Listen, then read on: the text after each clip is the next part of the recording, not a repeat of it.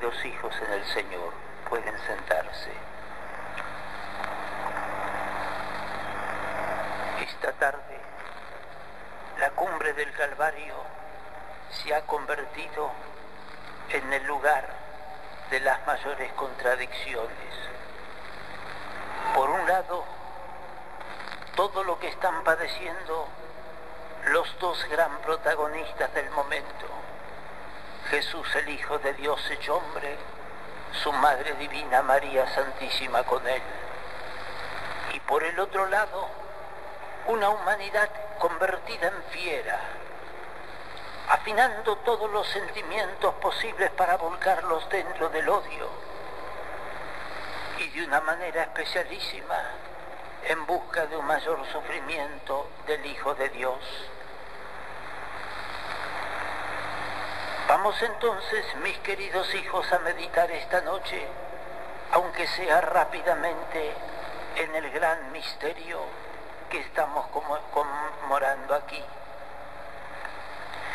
Vuelvo de nuevo a repetir, la cumbre del Calvario se ha convertido en la montaña de todas las ignominias.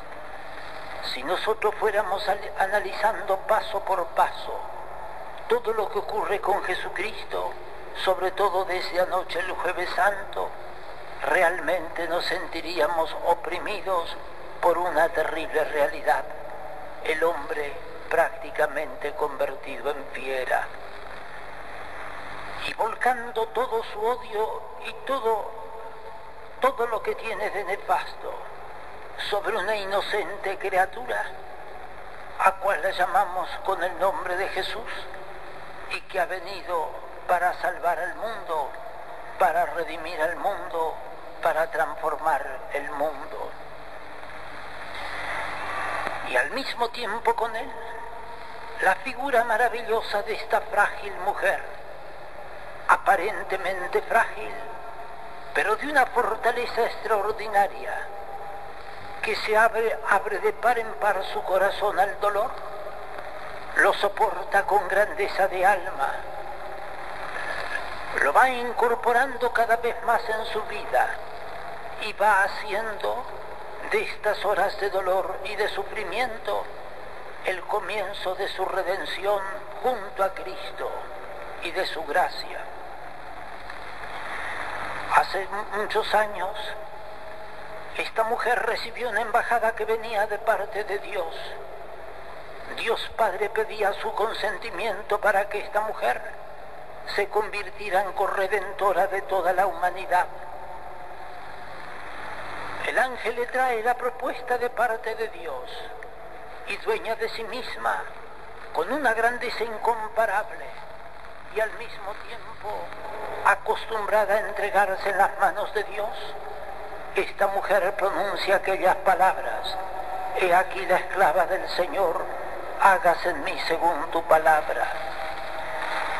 Ante esta realidad, ante esta disposición generosa de sí misma, Dios responde también de una manera verdaderamente formidable. Ella será la corredentora con Cristo de la humanidad, y ella será la madre del Salvador del mundo. Hágase en mí según tu palabra. Aquel fiat de la Anunciación lo va a repetir ahora, en otro contexto, en otro momento de su historia humana y de la historia humana de todo el mundo. Va a pronunciar otro sí, y ese otro sí es el sí dado a la redención del hombre. Al sí de la Anunciación, María Santísima contestó con alma y vida sí. Ella ignoraba muchos aspectos de los que habrían de venir después. Es casi seguro que no tuvo la visión del Calvario desde aquella hora, y junto con aquella visión del Calvario, una serie de misterios que lo acompañarían a través del tiempo. Ahora han pasado 33 años, ha sufrido y ha gozado, ha meditado las palabras de su Hijo hecho hombre, ha tratado de asumir la realidad de lo que significa salvar el mundo. y él también ahora pronuncia con toda serenidad, pero al mismo tiempo en medio de espantosos dolores: he aquí la esclava del Señor, hágase en mí según tu palabra. En el primer fiat de María Santísima nos responden y el Verbo se hizo carne, es decir, la segunda persona de la Santísima Trinidad toma un cuerpo como el nuestro y un alma como la nuestra. Al segundo fiat, el fiat del Calvario, responde Dios con la maternidad espiritual de María. Aquella mujer dijo en un momento decisivo de su historia, quizás en el momento más grande de la historia del mundo, dijo sí, y ese sí no se retractó jamás. Ese sí penetró profundamente en el alma de la mujer y lo fue acompañando a lo largo de la vida hasta esta tarde, hasta mañana, hasta el domingo de Pascua, hasta el día de Pentecostés. Irá siguiendo la trayectoria de su Hijo para ser entre los dos una unidad de gracia y de santidad. Aquel primer fiat lo dijo con toda el alma. En cierta manera fue un fiat extático. Fue como un éxtasis que surge del corazón de la madre y siente la divina embriaguez de ser la madre de Dios, la madre del Salvador del mundo. El fiat del Calvario es un fiat lleno de dolor y sufrimiento. Toda ella está sumergida en un verdadero mar de dolor y mar de sufrimiento. Su hijo ha muerto y ella queda sola, absolutamente sola. Su hijo ha muerto. Es una frase que se puede decir con toda rapidez, pero ¿cuánto contiene esta frase? El hijo muerto de María Santísima. Ha muerto de veras. Ha muerto como hombre, sí, pero ha muerto de veras y experimentó en sí mismo lo que ha sido el dolor terrible y espantoso de la más terrible y espantosa de las muertes. El Hijo de Dios ha muerto después de probar todo dolor y todo sufrimiento. En la meditación de esta tarde comentábamos nosotros esta realidad. Cristo ha muerto, pero antes de esto no hay parte sana en el cuerpo de Cristo. Cuerpo y alma, sentidos y potencias, todo lo que está contenido en esta realidad de Cristo Salvador del mundo está sumergido e inmerso en un terrible mal de dolor. No hay parte sana en el cuerpo y en el alma de Jesús. Sufre su cuerpo terriblemente,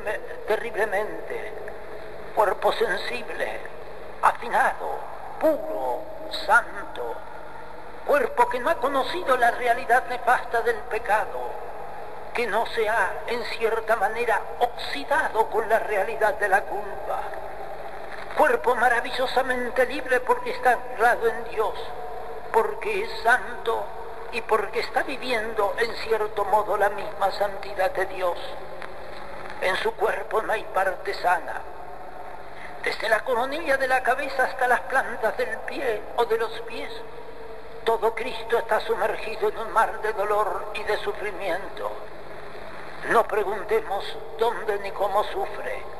Los dolores más espantosos se han coligado para hacer del día de hoy el día terrible de los días humanos. Jamás el mundo vivió y vibró como está viviendo y vibrando hoy. Nosotros pasamos los ojos ante la historia del mundo, un oriente y un occidente que están viviendo dramas terribles. A cada rato nos encontramos nosotros con hermanos nuestros asesinados. Parece que la paz y la tranquilidad hubiera emigrado definitivamente de la tierra. Y parece que nosotros los hombres tuviéramos una terrible vocación hacia el suicidio.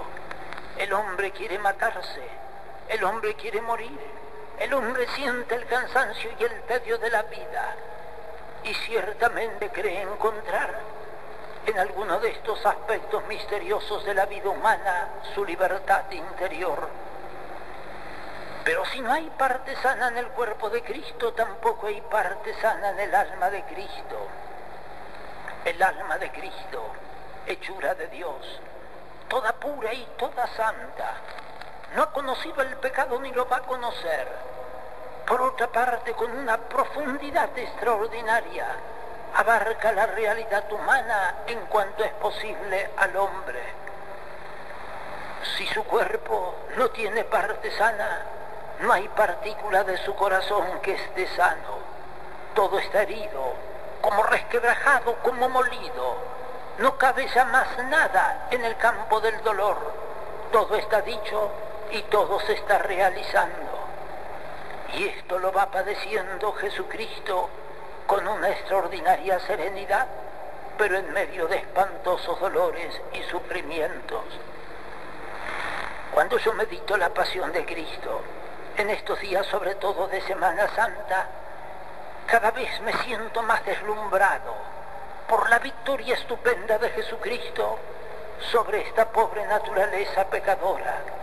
Cómo sufre Jesús, cómo redime Jesús, cómo santifica Jesús. Con una grandeza extraordinaria de alma abarca la realidad del hombre. Nos abarca también a nosotros. Nosotros que estamos aquí congregados esta noche para meditar en el misterio de su pasión y de su muerte. Nosotros que creemos conocer en parte el misterio de Cristo, no podemos pasar una mirada rápida y fugaz. Necesitamos nosotros penetrar en la hondura de Cristo, hacer nuestro su dolor y su sufrimiento, y ciertamente con el dolor y el sufrimiento, el deseo de participar en el mismo misterio de la pasión y de la muerte de Jesús. Meditábamos esta tarde también en esta realidad. El apóstol San Pablo nos invita a participar nosotros del misterio de la pasión y de la muerte de Jesús. La palabra exacta es esta: compartirla. Nosotros tenemos que compartir la pasión de Cristo. ¿Lo entendemos? La frase parece una frase difícil y tiene en realidad su aspecto oscuro. Participar en el misterio de la pasión y de la muerte de Cristo solo es posible a los grandes santos. Y sin embargo estamos invitados todos los hombres, vosotros y yo. Tenemos en realidad que participar de esta pasión y de esta muerte. Tenemos que conmorir con Cristo, compadecer con Cristo, sufrir con Cristo, hacer nuestro el dolor de Jesucristo. Entonces sí, el misterio de la pasión y de la muerte de Jesús toma su verdadera perspectiva. Es la participación con Cristo en el misterio de la redención del hombre. Mis queridos hijos, aprenderemos la lección que Jesús nos da desde la cruz. Sobre todas las cosas es una lección de amor. El mismo Jesús había dicho: la prueba más grande del amor es dar la vida por el amado. Un autor se pregunta y se dice: en este momento de la historia del mundo se darían muchas muertes o muchas vidas. Y retomando su pensamiento, dice con toda sinceridad: qué pocas vidas se darían, porque qué pocas almas saben amar de veras a Dios. Nosotros tenemos que aprender a amar de veras. Las fórmulas son simples, pero es necesario llevarlas hasta las últimas consecuencias. Las fórmulas son simples, pero tenemos que encarnarlas en nuestra propia vida. Tenemos que hacer la parte de nuestra parte, vida de nuestra vida. Las fórmulas son simples, pero el déficit está de parte del hombre, que cobardemente aleja de sí mismo el cáliz del dolor y de una manera especialísima, creyendo huir de Dios, se sumerge en el pecado y en la culpa. Mis queridos hijos, yo vuelvo a hacer esta pregunta: ¿aprenderemos a amar?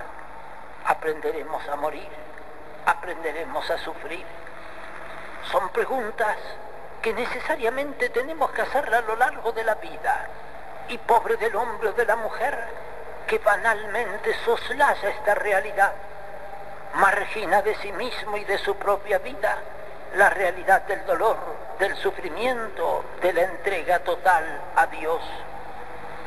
Hermanos míos, aprenderemos a sufrir. El dolor es grande, es extraordinario. Un autor, uno de esos pocos autores eternos, llamado La imitación de Cristo por Tomás de Kempis, dice esta verdad: la corteza del amor es amarga, su contenido es dulce, admirablemente dulce. Nosotros hincamos el diente en la amargura del dolor y lo rechazamos inmediatamente, no queremos tener parte con él. Ciertamente el dolor es dolor, el sufrimiento es sufrimiento, pero más allá de la corteza está la médula, y la médula es dulzura y suavidad. Aprendemos a sufrir y nos hacemos entonces grandes y generosos, como Dios nuestro Señor quiere que lo seamos. Aprenderemos nosotros a sufrir, a aceptar la cruz de veras, sin pregonarla a los cuatro costados. A veces por un dolor pasajero insignificante sacudimos todo un mundo, como si de nuestro dolor dependiera la salvación o la ruina de toda la humanidad.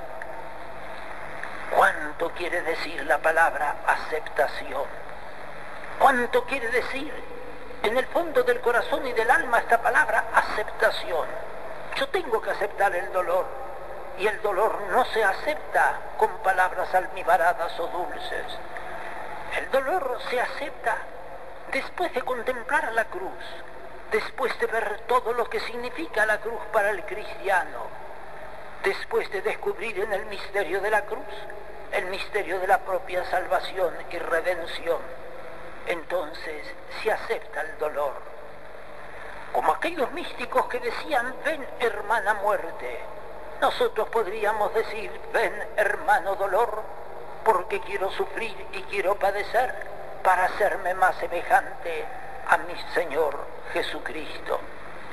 Y aquí entra otro aspecto de la meditación de esta noche. No basta que nosotros aceptemos el dolor y el sufrimiento, aun cuando ya es mucho, aun cuando ya es mucho, cuando en medio del dolor y del sufrimiento nosotros sentimos la necesidad de cobijarnos bajo las alas de Dios. Ya es mucho que busquemos el rostro de Dios para cobijarnos en Él. Es mucho aceptarlo, pero no basta. Yo tengo que aceptar ese dolor que me transforma, que hace de mí una nueva criatura. Ese dolor que me da fuerza para ir cambiando las cosas que me rodean. Y en cambio de lo que fue pecado y que fue miseria, se convierte en virtud, en santidad, en gracia de Dios. Pero pasemos más adelante, y yo diría, vayamos al centro de la cuestión de esta noche: María Santísima y la soledad. ¿Qué significa la palabra soledad? La repetimos muchas veces, banalmente. ¿En qué consiste la soledad? La soledad no consiste en que yo me encuentre solo, como tampoco significa huir de la soledad el volcarme en el fárrago de las cosas y de las criaturas. No. La soledad es una cosa inmensamente superior y consiste en lo siguiente: descubrir el valor de las realidades que nos rodean, procurar que nuestro corazón se levante sobre todas las criaturas, tratar de sentir nosotros con nuestro prójimo su entrega a Dios y su entrega a Jesucristo.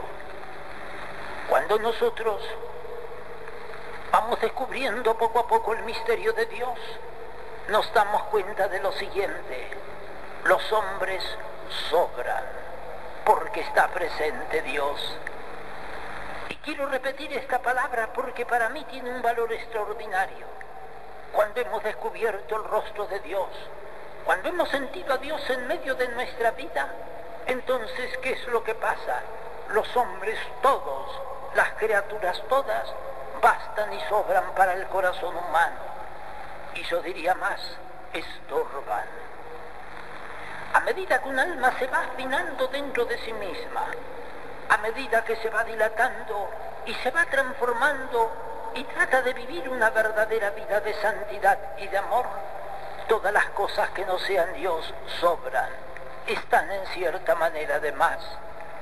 Y entonces, mis queridos hijos, la soledad consiste en eso, llenarnos de Dios, porque con eso está resuelto todo, absolutamente todo. Esto no quiere decir que no se deba sufrir, no.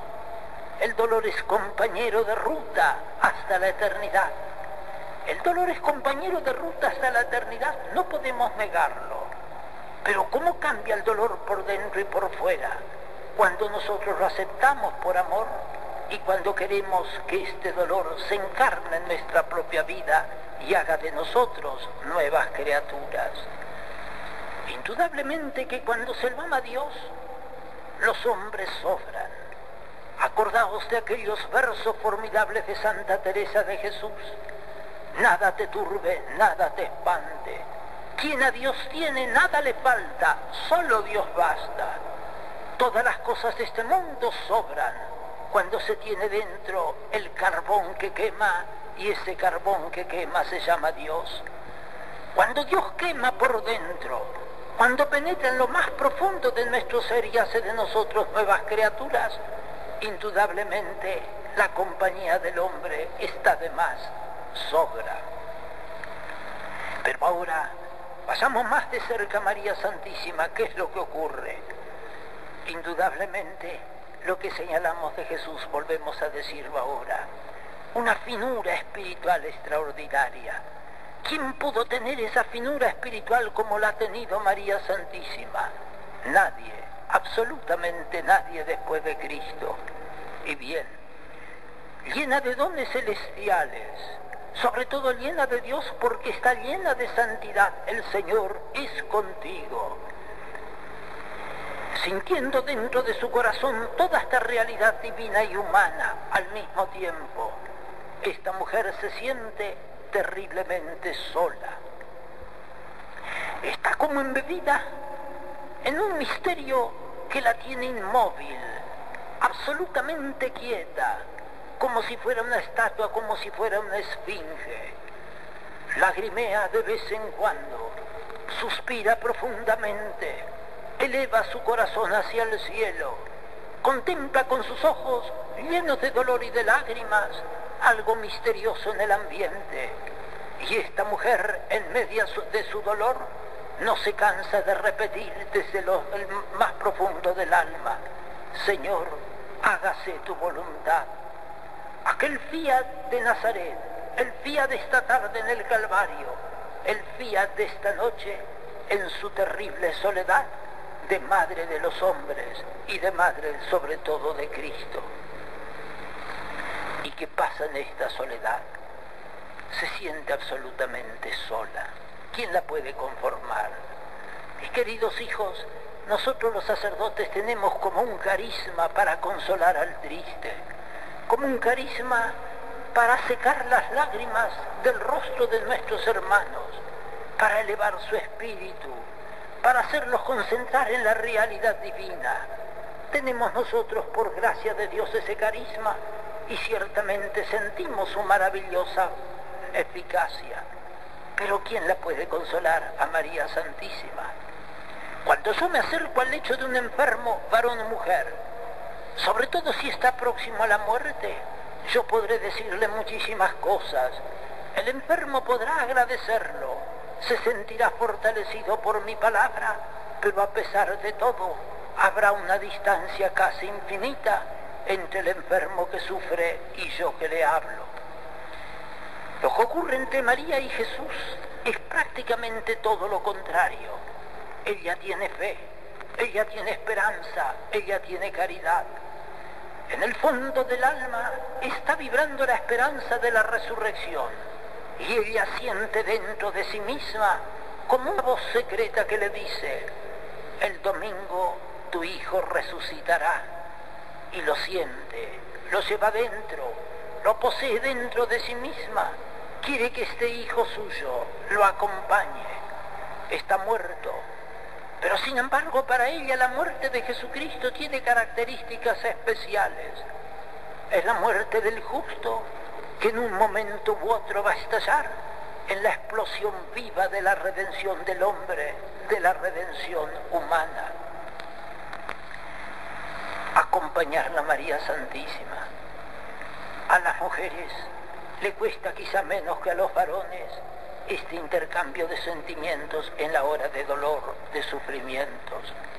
Una mujer habla, saca de su corazón sus sentimientos más recónditos, lo ofrece a sus hermanos que sufren y tratan de consolar, de elevar, de transformar.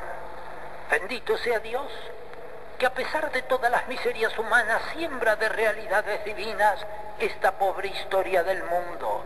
No todo es negro, no todo es malo, no todo está bajo el signo de la maldición.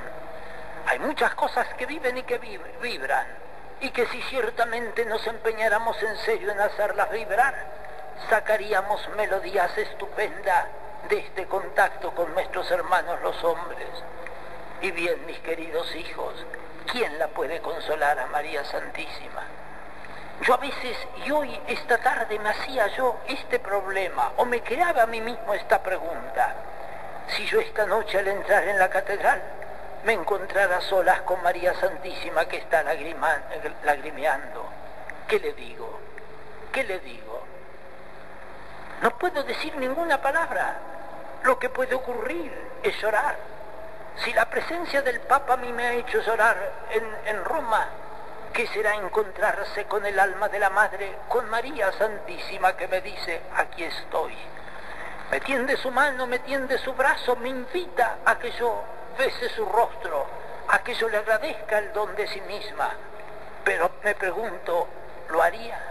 ¿Tendría tiempo? ¿No se me anudaría la voz en la garganta? ¿No me sentiría completamente incapaz de decir una palabra? Estoy seguro que sería así. Y a pesar de todo, el Señor me pide que yo consuele a su madre. El Señor me pide, mi hermano mayor Cristo, mi hermano mayor Cristo, aquel que nació de las entrañas de María Santísima y se hizo hombre, aquel que me va disponiendo un mundo para que yo lo transforme con su gracia. Esta realidad se está realizando también hoy. Y el Señor pide mi colaboración y mi trabajo, pero estoy dispuesto, tendré fuerza, no caeré como oprimido por la gloria de Dios, no sentiré dentro de mí mismo ese aplastamiento que se sienten entre los grandes misterios. Hablaría a mi madre, estoy seguro que besaría su pie o su mano, pero me parece que no tendría valor para hablar a la madre, porque las palabras prácticamente se evaporan. Y sin embargo, debo hacerlo. Y de una manera especialísima debo hacerlo esta noche, invitando a este pueblo de Dios, que sois vosotros y es que soy también yo, a participar del misterio de la muerte de Jesucristo. Esta noche es una noche negra, oscura. Indudablemente que sobre Jerusalén se ha tendido un manto misterioso. Jerusalén ha pedido la muerte de su Hijo Dios. Jerusalén ha pedido la muerte de su Hijo Dios. Y su Hijo Dios ha muerto asesinado y ha muerto asesinado por el hombre. Porque yo de una manera o de otra he contribuido a la muerte de tu Hijo Dios. Yo tengo mis manos manchadas por el pecado. ¿Qué puedo decirte? Y sin embargo, desde el fondo del alma, María Santísima me invita a que yo diga mi palabra de hijo, pobre y miserable y pecador, al otro hijo, al hijo por antonomasia, aquel que concibió en su seno virginal en un momento de éxtasis y de gloria, y que ahora lo ve partir a la eternidad en medio de un éxtasis de sangre y de dolor. Y la madre me pide que yo le hable a Jesús. Pero entrando todavía más adelante dentro del misterio de María Santísima, yo debo hablarle a Jesús del estado del mundo. Y esto lo quiero hacer por obra y gracia de mi madre. Ella lo sabe de sobra, el mundo anda mal. Yo no la voy a convencer de que el mundo anda mal porque ella lo conoce más perfectamente que yo.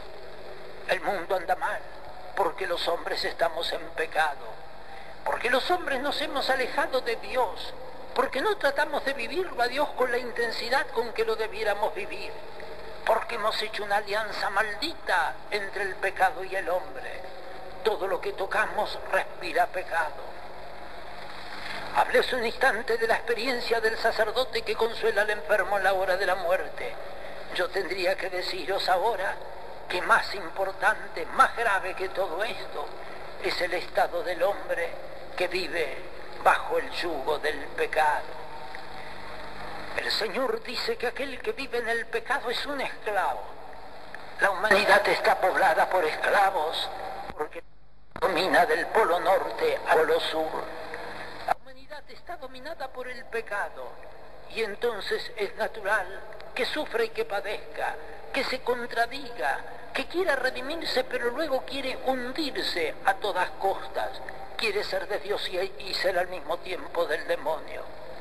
Y la madre me pide que yo le hable, que en cierta manera encarnando en mí mismo la vida de sus hijos, los hombres todos, yo le pido a mi madre que perdone nuestras culpas, que obtenga del Señor la gracia de la redención y de la salvación para que seamos dignos hijos de Dios por toda la eternidad. Queridos hijos, vamos a poner punto final. Vosotros y yo esta noche nos acostaremos, vamos a dormir. Por favor, un consejo, al mismo tiempo un pedido.